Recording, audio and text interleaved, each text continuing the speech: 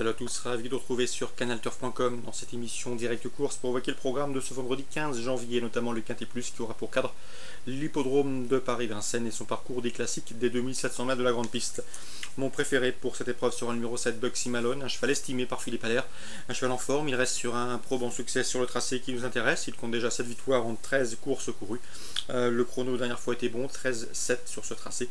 À mon avis, s'il est sage, il devrait pouvoir remettre le couvert. Je lui poserai le numéro 13, Black d'Argent, son dauphin ce jour-là.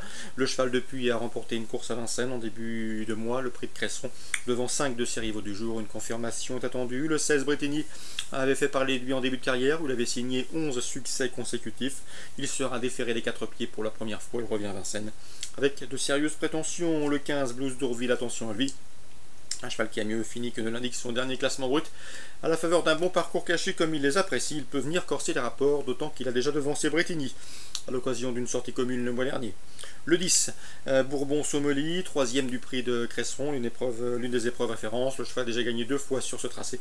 Sa chance est à prendre en considération pour une place. Le 14, Bolide Genilou, il se présente en pleine forme. On atteste ses derniers classements.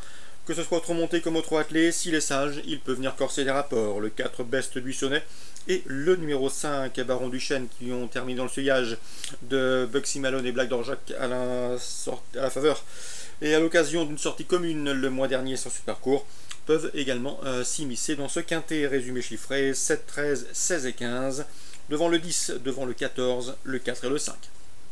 La suite du programme, dans la deuxième, on fera une nouvelle fois confiance au 210, Dicty Védaquet, qui pour ses débuts en compétition et sous la selle s'est imposé facilement en début de mois. Rien ne s'oppose à une confirmation. Je lui poserai toutefois le 209 dans cette épreuve. C'est Drôle de Gosse, un cheval présenté par Pascal Barthélémy.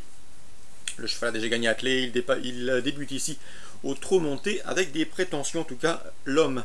Et l'entraîneur est toujours efficace à l'occasion lorsqu'il présente des chevaux sous la selle. 210 et pourquoi pas une cote avec le 209. Dans la quatrième, on fera une nouvelle fois confiance au 411 Aventurier CR, premier sur ce tracé le mois dernier, devançant notamment Aquitaine Daron, le numéro 9, 411-409, on prend les mêmes et on recommence. Mais attention également au 405 Anatique Dutet, qui ce jour-là s'était montré rapidement fautif avant de prouver sa forme en retrait. Il faut impérativement le racheter. Le cheval a des références à ce niveau, 411, 405, 409.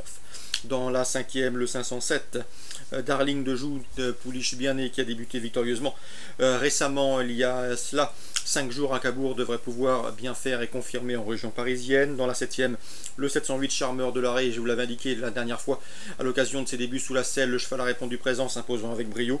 C'était au mois de décembre, il devrait pouvoir confirmer. Le cheval est taillé pour réussir dans cette discipline. 708 Charmeur de l'Arrêt. Bien sûr, le 706 Canadien Dame vaut un lot de ce genre. Il est doué, mais aussi délicat. Dès lors, le retenir en jeu simple est une affaire d'impression. Mais en potentiel, il doit pouvoir également s'illustrer à ce niveau. Deuxième course, 210 avec le 9. Quatrième course, le 411 avec le 5 et le 9. Cinquième course, le 507. Septième course, le 8 et le 6. Concernant Pau, en suite de programme, je rachèterai le 402 Shrek, un cheval qui a montré de sérieuses possibilités en plat, qui pour ses débuts sur les obstacles est classé 5e le 25 décembre. Ce jour-là, il a fait un bout et un passage intéressant dans la ligne d'en face avant de coincer pour finir. À mon avis, il est perfectible dans la discipline, il faut donc le reprendre, 402 Shrek, d'autant que Jacques Ricou se déplace uniquement pour le piloter en ce vendredi en Béarn. Donc le 402 Shrek, attention à lui, il doit pouvoir gagner une course de ce type.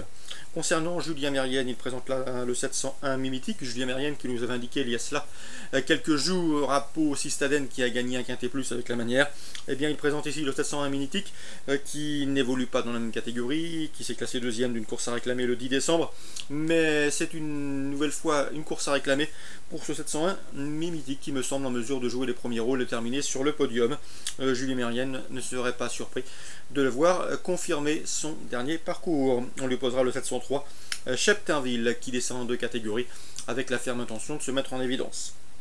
Voilà pour les infos de ce vendredi 15 janvier. Je vous souhaite d'excellents jeux à tous, une bonne journée et on se donne désormais rendez-vous demain pour une nouvelle émission.